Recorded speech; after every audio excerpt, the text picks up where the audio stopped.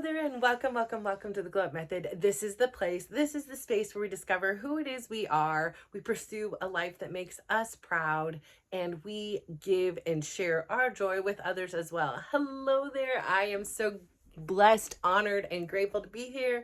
My name is Natasha, and I will be your host today. Today's subject is very important. I feel it really does build upon a lot of the things that we've been talking about this week. What is success? How discipline is this bridge. It is this, this passageway to get us from our goals to our accomplishments.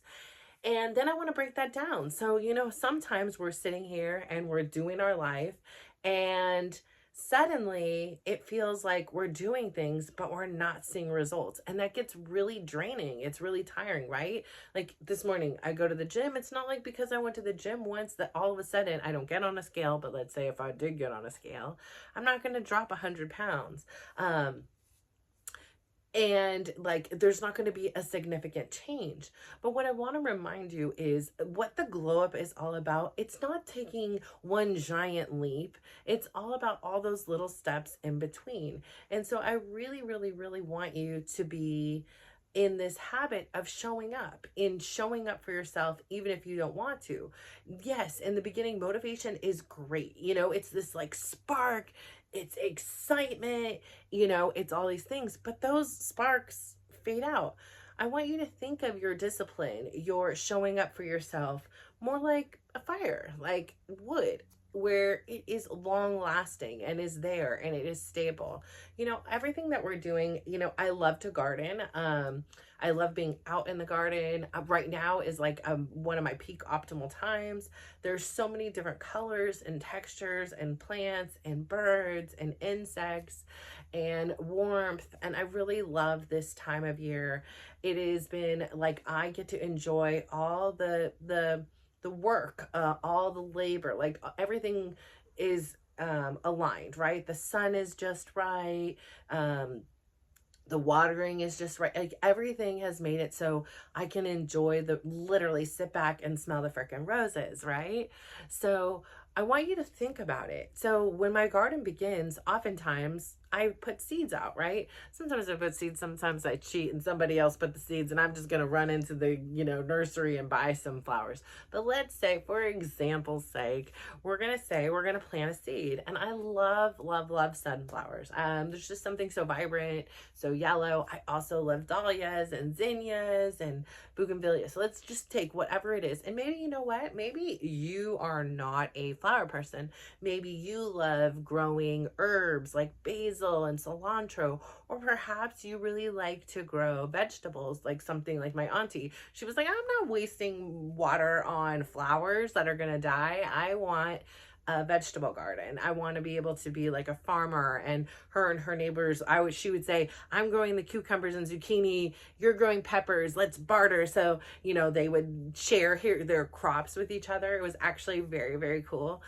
So my auntie was not a fan of flowers, but she was a huge fan of her veggie garden. She loved it. She loved sharing her bounty with others or bartering with others as well. So let's think about that, right? So when you start a garden, it often begins with a seed. And you put that seed in the ground and you water it. And you continue to do so. Like the next day, is there like a giant tree? Is there a big old zucchini? Is there any of that? No, it takes, what does it take? It takes time. It takes energy. It takes nurturing. It takes, the right elements in order for it to blossom. So when we focus on just the outcome, there's so many days in between. If I put that seed in the ground and I never watered it and I didn't put it, where it would thrive, in the right conditions, I would be disappointed, right? Because like I planted a seed, why am I not getting this, veggie garden? Well, the truth is it takes a lot of work in between. And the hard part about it, the hard part for most of us to wrap our brain around it is a lot of that work we put in, we're not going to see anything for it. Like we need to celebrate ourselves for doing the work. I planted the seed. Yay, bravo. I watered it one day. Bravo. I watered it another day. Bravo. And as time goes by, we just have faith. We rely on our faith. We trust the process that we will eventually have the outcome. And does that mean it always will happen exactly how it's supposed to be? No, this is another reason why we don't just focus on the outcome. Because sometimes, no matter how much effort we put in, no matter if I put it in the right soil with the right amount of sun and what I thought was the right amount of water, sometimes that seed never blooms. Sometimes that seed lays dormant for years. Sometimes that seed just was no good at all. And so if I define myself as a gardener by the outcome of one particular seed, I would be highly disappointed. But instead of just focusing on perhaps the ones that didn't take, you can look at it curiously and be like, okay, where can I learn? Where can I make some adjustments? Maybe it was overwatering. Maybe it was underwatering. Maybe it was too sunny. Maybe it wasn't sunny enough.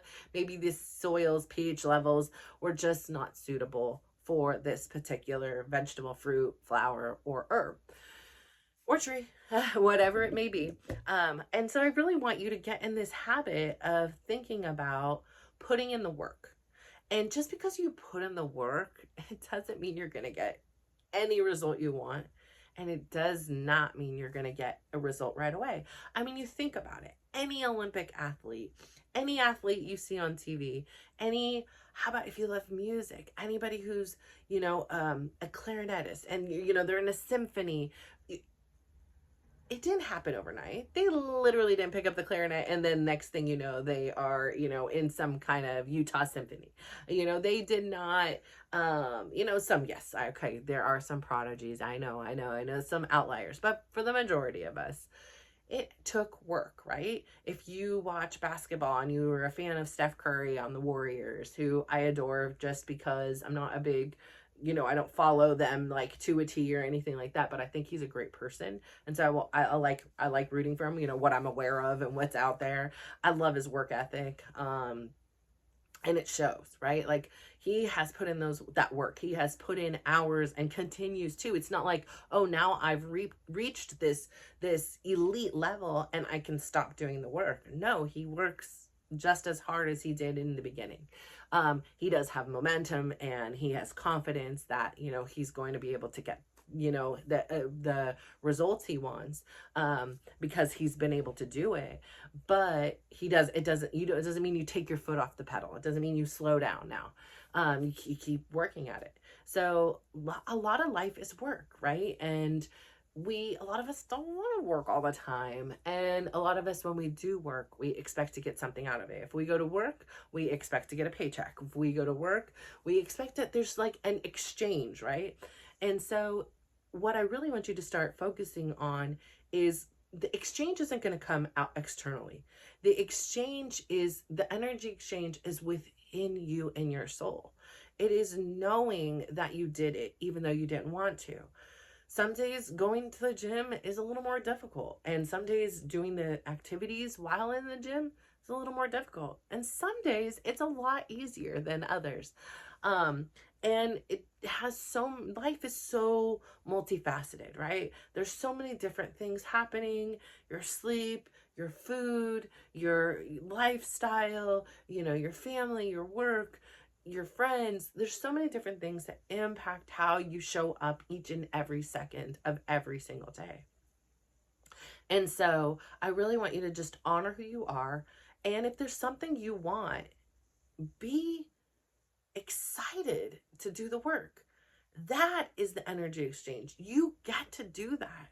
On the days when I struggle, I used to think about my uncle. He was a huge motivator in my weight loss journey, not by anything he said, but by life circumstances. So he was like 6'4", and I think at his peak was like 400 pounds.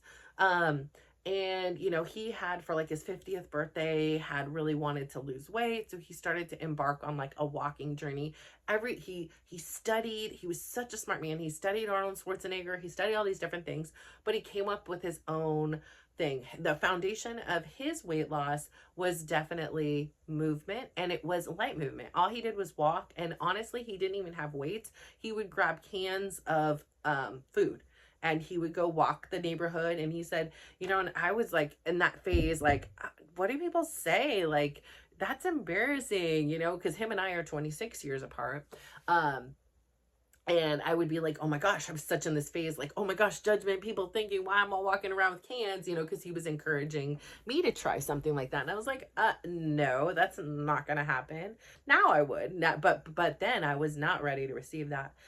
But there he was, and he lost a significant amount of weight, but then at some point he gained it back. And when he gained the weight back, it was really detrimental to his health. He had heart issues, which ultimately led to strokes. And just it was a really challenging. And he was in comas for like a month. Like crazy, crazy stuff happened. And when he returned home, he had limited mobility. He was not a big fan of Western medicine. He was not a surgical fan. He was, you know, who is a fan, but you know what I mean? Like he actually had fears and he disliked it immensely. So he refused a lot of those types of care, even though his wife was a nurse, which is the irony of it all. So she did a lot of her things, but she also practiced Eastern and Western medicine. So she was open to different things. And then my uncle, because of everything that had happened to him, he had strokes and things like that. So he had limited mobility within his body. He couldn't bend his knee all the way. So like things going into a car, you know, things you wouldn't think that make that big of a difference, but it really, really does. And then in addition, his heart was only working at 10%.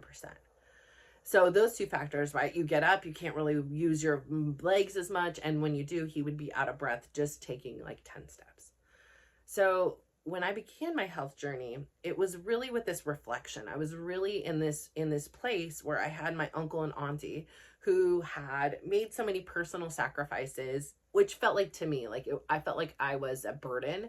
So I felt like they made sacrifices to share the time with me. But now I get it that just as much as they were a gift, I was a gift to them. They were unable to have kids, and I was one of their kids. I became one of their kids. And I was this person that they could share their joy, their wisdom, their, you know, their life experiences with. And I didn't really realize it. I felt like I was a burden for a long time. And so it's been a beautiful gift to realize that I too was a gift just as much as they were a gift to me. But nonetheless, you know, the thinking about my auntie with cancer and her experience, and thinking about my uncle and his body, and then thinking about thinking about those two things and the importance of health, and then thinking about where I currently was. I was, like I said, 300 pounds. My blood pressure was so high.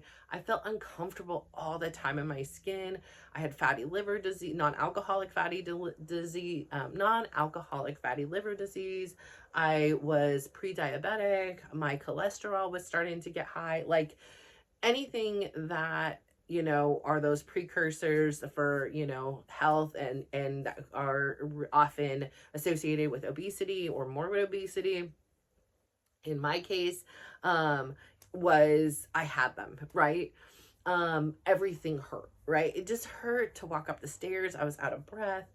And so I took that knowledge, and then I took thinking about my uncle and my auntie, and how my auntie was fairly healthy. I mean, she wasn't like a gym person or anything like that per se, but she was always running around. So she was fit, ish, you know, fit enough. And my uncle obviously had been unfit and then got fit and then got unfit and then got fit. So like during his, after his strokes and things like that, he then was fit again. He was very conscientious of, you know, what he consumed, and he was very aware of how much he was, burning at the same time. He still ate things like loved pizza and things like that, loved a good In-N-Out burger every once in a while, but he also was very like, he ate very slowly. He was very mindful about his food choices and when he ate and when he didn't eat. He was the one who also introduced me even to the concept of fasting, which, you know, he encouraged me to, again, to do that, but that seemed really extreme. I love food. I didn't want to fast, and I did my own personal research and came up with intermittent and stumbled upon intermittent fasting. Did a ton of research on reading and then also YouTube, and I just started to adapt it to me and my lifestyle, and I thought I could do this. And yeah, So they not only by their words, but by their actions, and then the way life had affected them, it really, this was weighing heavy on my mind. And then I had where I was, and then I had where I wanted to be. I and I still love my grandma. And I still lived with my uncle and my aunt, but like for whatever reason in my mind, my grandma came to mind. And it was really important because I'm never going to be an uncle. And, you know, I am an auntie, but um, my grandma, my relationship with my grandma, wow. That was so, like I said on here before, it was so beautiful and pure. Like, honestly, like, I don't know if soulmates have to be a significant other, you know, like I don't think that, you know, that, but she was just one of those people that like she could just walk in a room and I was just, sorry for the interruption, but where I was just delighted. And so I had this vision. If I continued on my current trajectory, I would end up in a situation probably similar to my uncle's, heart attacks, strokes, um, and then have the inability to show up as the grandmother I want to show up to my grandkids as. So that was this huge motivation for me. And their life and what had happened to them, again, was this other motivating factor. And so what I had to decide was to put in the work. And there isn't any guarantee. The seed was planted that I wanted to be with my grandkids and that I wanted to have this experience where I get to play with them on a playground or push them on a swing or move out of my bed and get in a car and travel and do all the wonderful things that my grandmother did with me. And I made this decision and I planted that seed and I've watered it. Every time I go to the gym and make a healthy choice and rest my body, and everything I do is about having this goal. But it doesn't mean it's going to get there. Perhaps I never have grandkids, but that doesn't diminish the process. It doesn't mean I don't enjoy it. It doesn't mean that it wasn't good for me. It means that sometimes even the best seeds planted, they have their own direction, and outcomes, and sometimes they're not with what we had thought we wanted, but it's oftentimes what exactly we need. So I say all this to say, I know it's a challenge to show up, right? I know it's a challenge to perhaps, you know, gusha or meditate or daily dose of dysregulation, cold shower. I know it's tough to do these things and it's work. But no, you are like that elite athlete. You are like that amazing player in the symphony. You are incredible. And it didn't happen for them overnight. And sadly, it's not going to happen for you overnight either. But continue to do the work and praise yourself each step of the way. Enjoy the journey, enjoy the process, because that's what life is about. It's not just about these big milestones, it's about every single step along the way. That is where the glow up is. And so I'm so grateful for you to tune in today. This is a step in your process, and I'm so grateful to have this front row seat for it. So please, please, please share below what type of steps that you're taking to show up for yourself, and even though you may not want to. And then I would also love if you could please, please, please give yourself a big smile, give yourself a compliment. Today, my compliment is this: I am so grateful that I was able to do 3 classes today consecutively while listening to my body. I didn't push myself too much, so I'm grateful for that. And I would also say I would love if you can please share that beautiful energy of yours with somebody else. Give them a big smile, give them a compliment, and just watch how they glow up. So thank you. Bye.